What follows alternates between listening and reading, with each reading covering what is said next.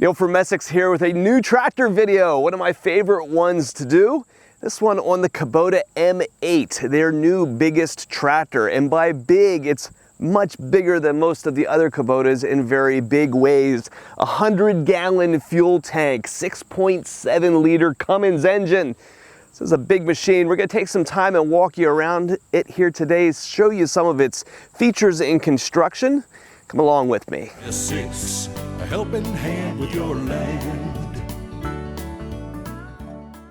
Now, something you need to understand about tractors is that the bigger they get, the larger the machine is, the more variations and configurations of that particular model tend to exist within a particular model number. This one right here is an M8 181, 180 horsepower. There's also an M8 201 at 200 horsepower.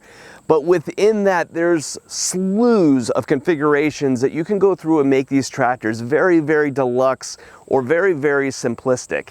This tractor that I'm walking around here today is actually one of the Kubota factory demo units that's now arrived at our dealership, and so I could walk around it here today. It's not one of our stock inventory tractors, and for that reason, it's not configured exactly like I would typically choose. So while we walk around this machine today, we're going to show you a lot of the things that are kind of common across the entire M8 series.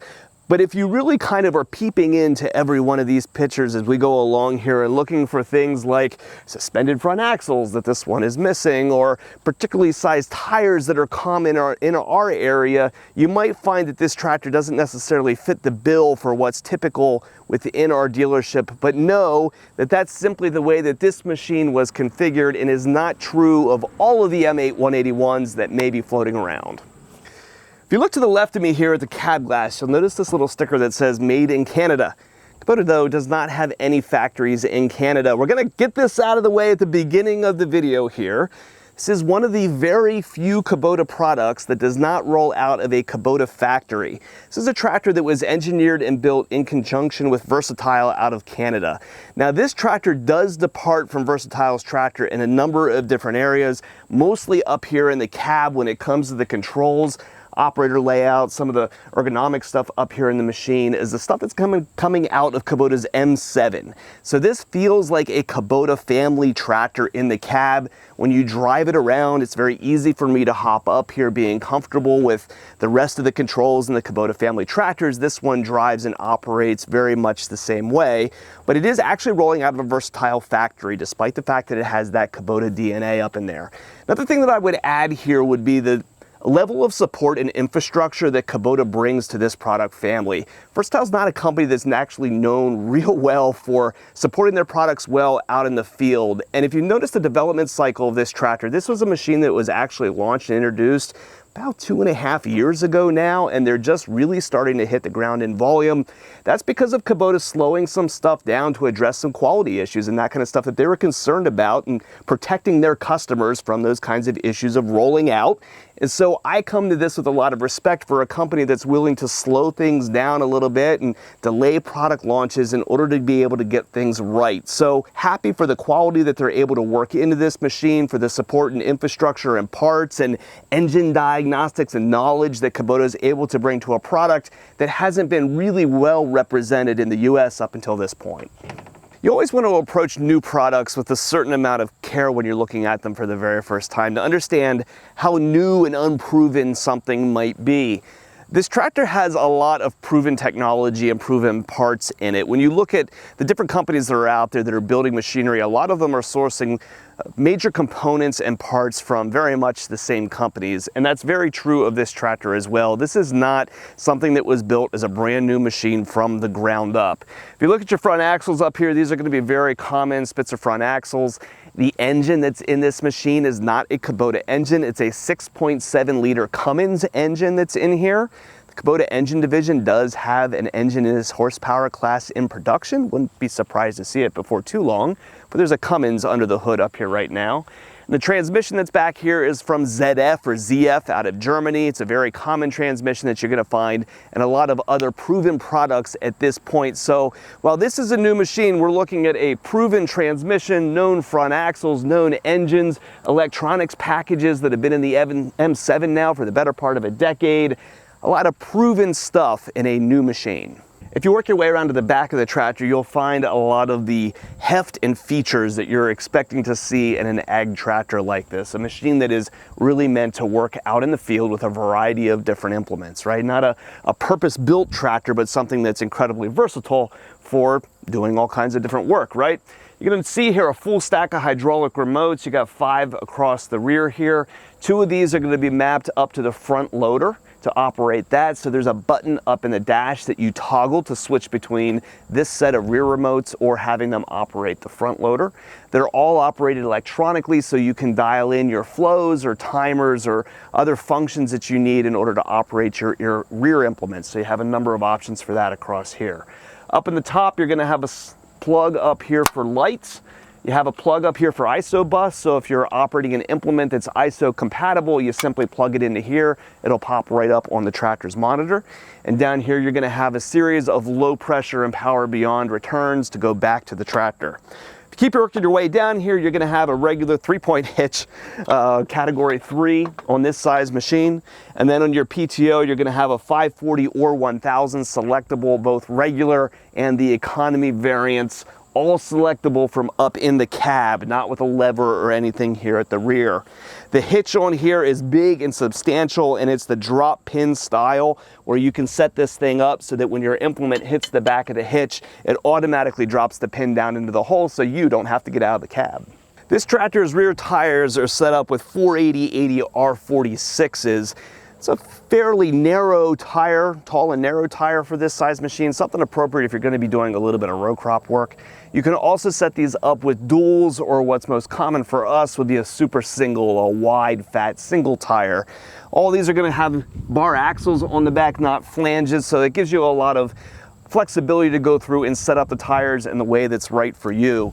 In addition to this machine's significant tonnage, you're also going to notice a lot of additional weight stacked back in here, both on the outside and the inside of this cast rim. So some Kubota tractors sometimes get a little bit of a reputation for being on the light side. That is not true of this one. The first thing that caught my eye is this sizable wart on the outside of the cab here. This is the engine particulate filter and DEF system that's on the outside of the cab. It's not unusual when you get into big machines like this for these things to come out of the engine compartment and be on the outside of the tractor.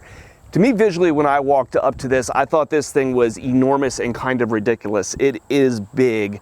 To their credit, while it looks like on the outside of the tractor that it would really cause a major obstruction when you're sitting inside the cab looking out, it is located right at the cab post, and when you look out from the cab, it is not as big of an obstruction as what it looks like from the outside. So don't judge this one without getting in the cab and looking out first. It's not as bad as what it looks like. If you look at tractors in the higher horsepower classes, say above 100 or so, you're going to notice that Kubota maintains a really high loader attachment rate on their machines, where a lot of other manufacturers don't necessarily put on nearly the percentage that Kubota does. That's because a lot of these tractors often end up in hay applications, barnyard work, and that kind of thing. The loader that goes onto this machine is a very full-featured loader. It's not one that you're going to go through and pick 100 different costly options for. This is going to come through with soft ride on it, with a single lever release for all the hydraulic hoses and a standard third function as well. All of those things are operated off of an electronic loader joystick that's nicely integrated into the armrest on the right-hand side of the seat. So it is really one of the most feature-rich loaders that's really out there on the market. This is built by Quickie. Quickie is a really common company, really common loader that you're going to find on this class of tractor. If I give one criticism to the way that this is set up today, it's a little slow for my liking. When you operate the stick back and forth, the lift could be a little bit faster. And my back and forth with the factory folks, I hear that hopefully an improvement to that might be right around the corner. Now, like I said, under the hood, you're going to find a Cummins engine, a 6-cylinder, 6.7 liter engine, creating either 180 or 200 horsepower, respectively, depending on the model that you choose.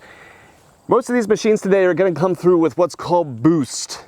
This one has 25 horsepower of boost. Boost is the tractor's ability to be able to deliver a little bit more horsepower over what's rated on the side of the hood at the times that the tractor is really working hard. So you're going to have the rated amount of horsepower, that 180 or 200, to any point on the tractor at any time. But if you have multiple demands for horsepower, say you're running the hydraulics while you need traction, potentially another horsepower boost is available on tap in order to get you through those tough spots. So these things produce a little bit more power than what it necessarily looks like on the side of the hood, and you'll find that being a common specification on a lot of tractors anymore, but it is sometimes a little confusing on exactly where it can be used. If you work your way back the tractor here, you're going to find a really significant large cooling pack here on the front. I was impressed talking to the development guys about this machine, about running triple mowers out in 100-degree Texas heat and how they were really able to keep this machine cool and have it hold up in those demanding conditions.